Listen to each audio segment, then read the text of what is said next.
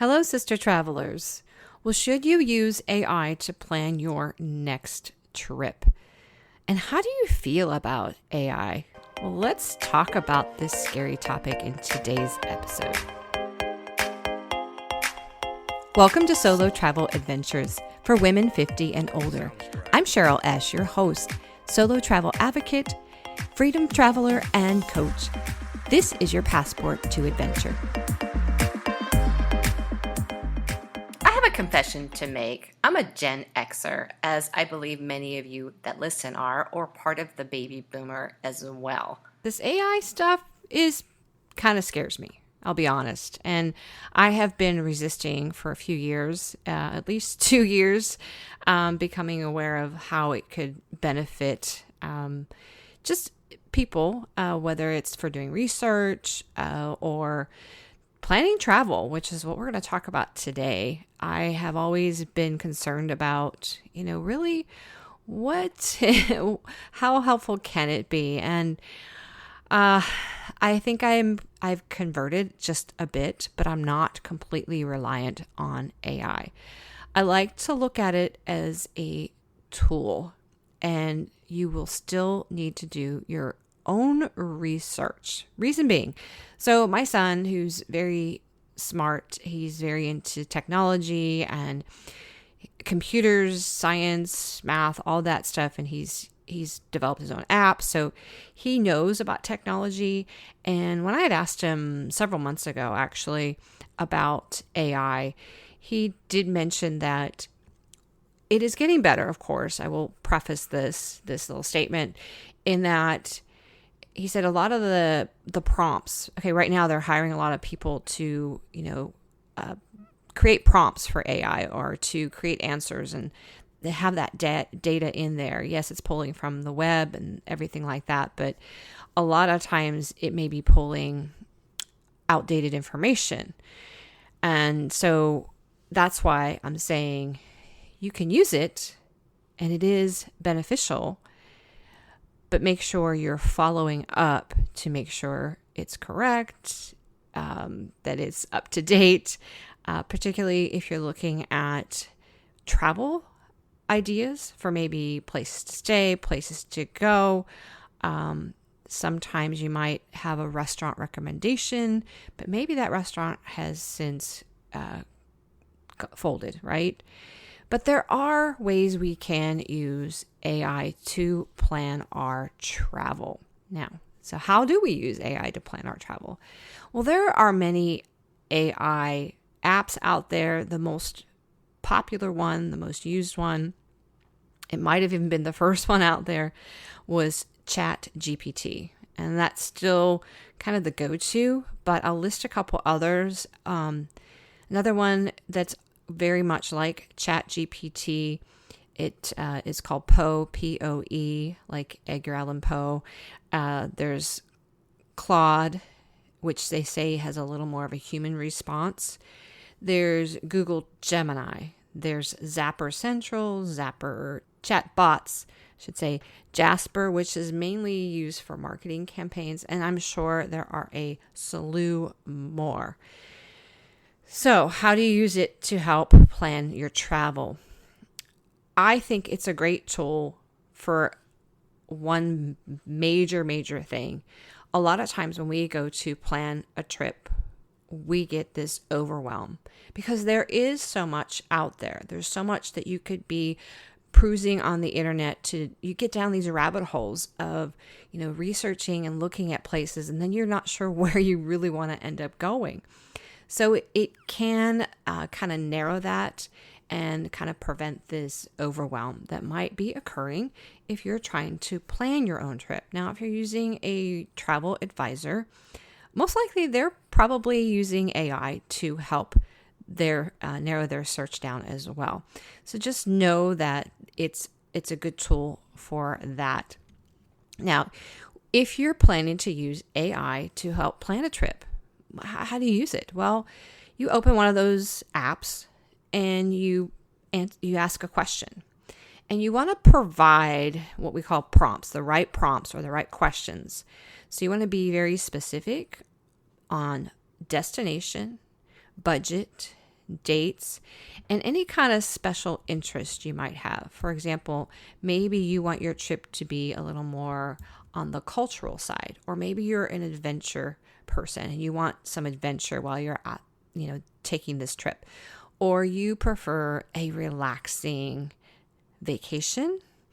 And so you want to make sure you put those things in. You might even include dates or time of year that you want to travel, because it will also help give ideas for activities to do, maybe based on the time of year. It could possibly pull festivals that it might be going on during a specific month that you have requested.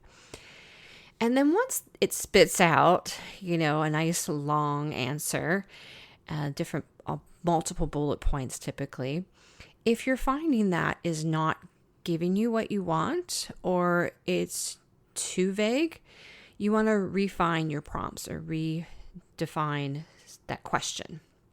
Again, getting a little more specific maybe on your request or your question. Okay. Now, once you receive these ideas or an itinerary, say you go in and you want to create an itinerary for your trip, and it can do that. Once you have that, do more research. So I'm going to give you an example of why I'm really pressing to do more research. So for an example, I put into ChatGPT, I asked it to create a day, a travel day in Lisbon, Portugal. Okay. And it spit out some great ideas. But as I was looking at it, it was chock full of stuff. And there's just no way I'll ever get to all the things they recommended, all the sites. Now, of course, it is recommendations. But I've also seen where AI has, one example I saw was it planned a road trip through parts of California to see some of the national parks. And if you're not from the U.S., California is huge. It's one of the biggest states. And so drive time from, one national park to another and so on up from like south to north would take a long time. But this AI kind of plan was giving you like 3 days to do these parks. And I'm going, that's not possible. So when you actually look at the drive time, allowing for, having to sleep, having to eat, having to stop and go to the bathroom, and then making sure you have enough time at that destination, right? We're not just going to drive by, right? So it's not always accurate in that way, or it just seems like it tries to cram in a lot. And so just keep that in mind, know how you travel. So I don't like to cram things in. I like to have downtime in my days. So even though it made some great recommendations for Lisbon, I'll probably only get to a third of those if I decide to do them, right? And I like to also let, as I'm there, see what entices me and kind of go with the flow. But, to have an idea or two of something to get to in Lisbon, yes, ChatGPT provided that great itinerary for me. And so it has its pros and cons. And so just being aware of that, certainly it can be a tool to use. Now, so here's a recommendation. You want to try it out. You're not sure. You're like me. You're a Gen Xer, and we're just like, oh, AI. Still not like 100% sold on it, to be honest. But again, a tool. We always want to have some tools at our disposal to maybe help us. I just like, as I mentioned before, it kind of squelches the overwhelm of planning or researching a specific place to see what to do there, right? So it's a nice way to kind of narrow it down and maybe even take some suggestions from it. So my recommendation on if you want to try it out and without having to spend a whole lot of money and like flying over the pond or whatever, and since you probably know your hometown the best, or at least maybe you do, maybe you don't, or pick a place that you know like the back of your hand, right? And type into your AI bot and ask it to plan maybe a day, 2 days, in that specific town or city. Like for me, I would try out either Dallas or Pittsburgh and kind of see what it shoots out. And if I do Dallas and I want to try it out, which I'm recommending, maybe you try it out. Get an itinerary planned by AI and test it out. See if you like it. But look up the places they might mention. Make sure, they're still in operation. See how far distance it is, travel time between places, and see what you think.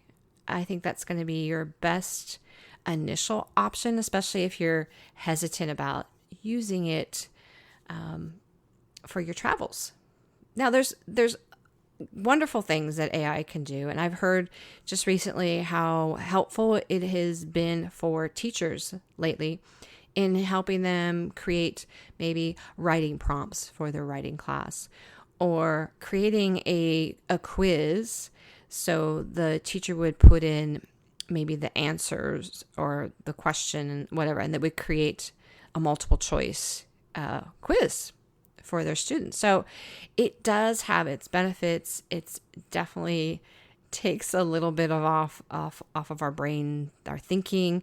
But I also like that we can think for ourselves and that we allow the space for spontaneity, some space for unexpected things in your travels. So if everything is completely planned and you are following your AI plan to a T, just know it's going to be great, but you may miss out on sort of that cultural connection and maybe miss out on meeting people because you're so hung up on following this plan. And so I did the Lisbon one. I looked at it and, 2 out of the 10 things the ChatGPT offered me was a few good suggestions. There's probably 2 or 3 on there that I will definitely check out when I'm in Lisbon. So what are your thoughts? Do you trust AI? Are you using it currently for any of your travel itineraries? Do you shy away from it like I did until recently? However you decide to use AI or not, just know that it is a tool to be used. And obviously follow up with that research, sisters, and get out there and have those adventures. Have you ever thought about starting your own podcast? As I've talked about before, I used Stephanie Gass and her programs to get my podcast up and running and successful. And I have her to thank. And so I would like you to experience that if you have ever thought of having your own podcast. This week, it's not too late to join. It already started, but you can still get in on her free 5-day boot camp and check it out. What's up, new friend? I'm Steph Gass. I know you just heard a little bit about me, but I wanted to personally come on and invite you to the Profitable Podcast Bootcamp. This is a 5-day challenge, so to speak, for those of you who are interested in podcasting or who already have a podcast and you want to know how a podcast works to grow an audience or make money online. I promise you it's so worth your time. And this 1 hour per day live challenge is going to give you everything you need to know about why podcasting works, how to make money from a podcast, how to make sales really easy, and so much more. We're giving away swag, door prizes. We even have scholarships to my courses and programs valued at over $10,000. So we just wanted to come on and invite you to be part of this challenge. Head right now over to stephaniegass.com/bootcamp. That's stephaniegass.com/bootcamp and get registered right away. You'll get entered to win free swag. And the best part of all is you're going to learn how podcasting can potentially be a way for you to truly grow, make an impact and income in an online business, and allow you to have that freedom and that fruit of not feeling like you are tied to social media 24/7 or having to do 100 different things to figure out a way to be successful for the kingdom of God. This is going to lay all of those pieces out for you in alignment with your faith. Again, stephaniegass.com/bootcamp.